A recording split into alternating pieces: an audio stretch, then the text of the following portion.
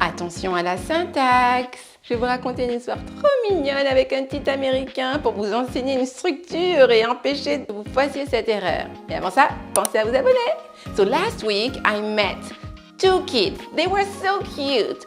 One kid was an American and the other kid was a young girl. They were 8 years old. They were so cute. Tous les deux le même âge et ils étaient cousins-cousines. And at some point, à un moment de notre conversation, at some point, the American boy said. Et j'en profite là pour faire un point sur le verbe dire. Attention, je vois souvent des erreurs. Là, pour dire il m'a dit, soit ce sera he said to me, ou alors he told me. Mais on va surtout pas dire he said me. Ça c'est incorrect, ok? This is wrong. He said me, wrong. He said to me or he told me. So, at some point, the American boy told me, parce qu'il parlait un peu français et américain, et il m'a dit en français avec son accent américain, so cute. He told me, il est ma cousine. Il est ma cousine. Vous voyez? Et il voulait dire c'est mon cousin. Et ça, c'est la syntaxe justement sur laquelle je vais vous faire travailler, où vous faites souvent des erreurs parce que vous collez avec la structure en français, vous collez à la structure française, vous faites du mot à mot, alors qu'en anglais, c'est différent.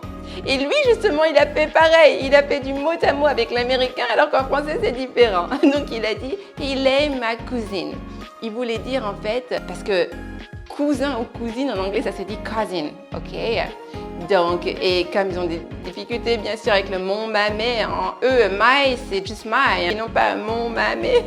Donc c'était pour dire c'est mon cousin ou c'est ma cousine. Vous voyez, nous on va dire c'est ma cousine, c'est mon cousin, c'est mon voisin. Alors que en anglais, ils ne disent pas c'est. Donc vous, si vous voulez dire c'est mon cousin, il ne va pas falloir faire du mot à mot et dire it's my cousin. No, this is French. Vous allez dire en fait comme un peu ce qu'il a fait lui. Il avait dit il est mon cousin. En fait, en anglais, on va prendre le pronom personnel qui renvoie à la personne. Donc pour dire c'est mon cousin, eh bien on va dire he is my cousin. He's my cousin. Vous voyez? Pareil, si vous voulez dire c'est ma cousine, vous allez dire she is my cousin. She's my cousin, ok? On va pas dire it's my cousin. Un autre exemple, si vous voulez dire c'est ma voisine, eh bien vous allez dire she's my neighbor, ok?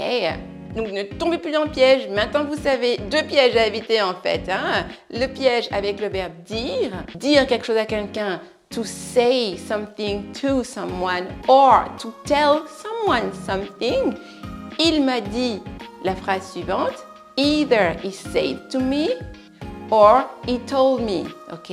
Il m'a dit la phrase suivante, he told me the following sentence. Et le second point, la tournure pour dire c'est mon cousin, c'est ma cousine, c'est ma sœur, c'est mon frère. Ça, cette syntaxe, c'est vraiment très piégeur parce que vraiment en français, on a tendance à faire du mot à mot. It's my cousin. Alors qu'en anglais, non, si vous voulez vraiment sonner comme un native speaker, ne dites pas it's my cousin. Dites he is my cousin or she is my cousin.